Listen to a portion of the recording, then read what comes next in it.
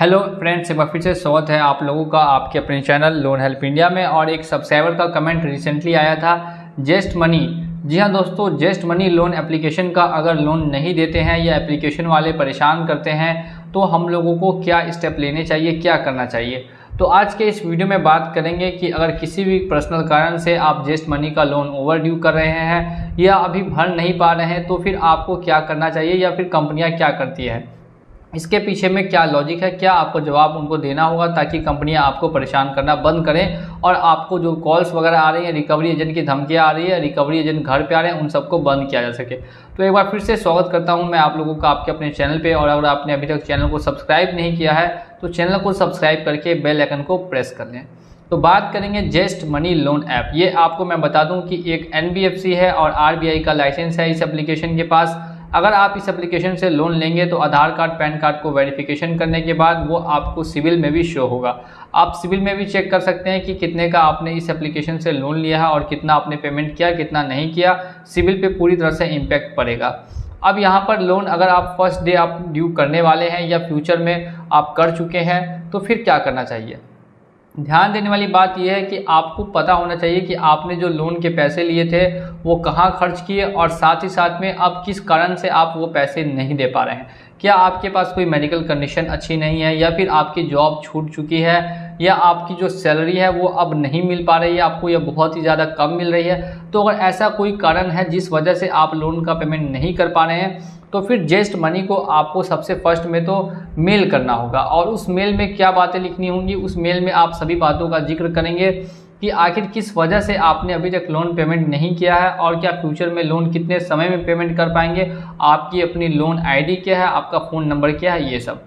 और साथ में कंपनियां क्या करती हैं कि आपको बार बार कॉल करके परेशान करेंगी, बार बार आपको तंग करेंगी कि आपका जो लोन का अमाउंट है वो ड्यू है उसको भर देने के लिए, और अगर आप नहीं भरते हैं तो बार बार आपको कार्रवाई करने की धमकी देती है।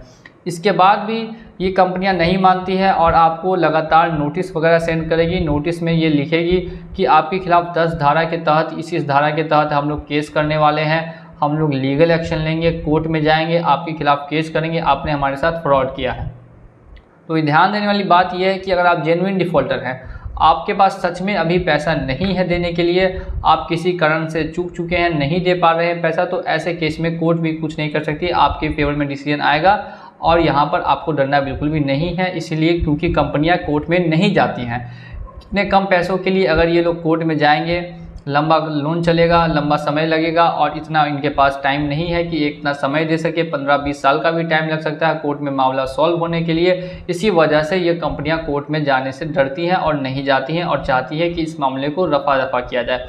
अब ऐसे केसेस में कभी कभी देखा गया है कि कंपनी के एजेंट्स ही खुद लॉयर बन के कॉल करते हैं कस्टमर्स को कि मैं लॉयर बोल रहा हूँ, हाई कोर्ट से बोल रहा हूँ, या फिर थानेदार बोल रहा हूँ थाने से। तो ऐसा कुछ अगर आपको कॉल आता है तो इन सभी कॉल पर आपको बिल्कुल भी ध्यान नहीं देना है, ये सभी कॉल्स फर्जी होते हैं। अब इसके बाद नोटिस के बारे में अगर हम लोग डिस्कस करें तो नोटिस पे भी आपको ज़्यादा गौर नहीं करना, सिर्फ और सिर्फ आपको ये ध्यान रखना है कि आपने उनको मेल करके अपनी प्रॉब्लम बताई है कि नहीं बताई है, और सॉल्यूशन प्रोवाइड करना उनका काम है।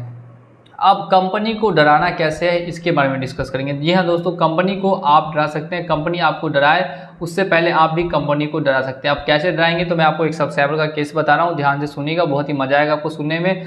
तो असल में हुआ ये कि उस कंपनी ने क्या किया कि कॉन्टैक्ट्स पर कॉल किया। ये लोग पहले तो धमकी देते हैं बार बार, तो आप उनका रिकॉर्डिंग करके रखें, हमेशा जब भी कॉल आए तो रिकॉर्डिंग कर लें कि आखिर वो क्या धमकी दे रहे हैं। अगर वो आपको धमकी देते हैं कि आपके कॉन्टैक्ट पर कॉल करने के वाले हैं या कॉन्टैक्ट पर कॉल करके उनको गलत बोलेंगे, ऐसा कुछ भी, तो इस केस में क्या हुआ था कि कॉन्टैक्ट पर कॉल किया गया था और उसके साथ बहुत बदतमीजी की गई थी कॉन्टैक्ट के साथ।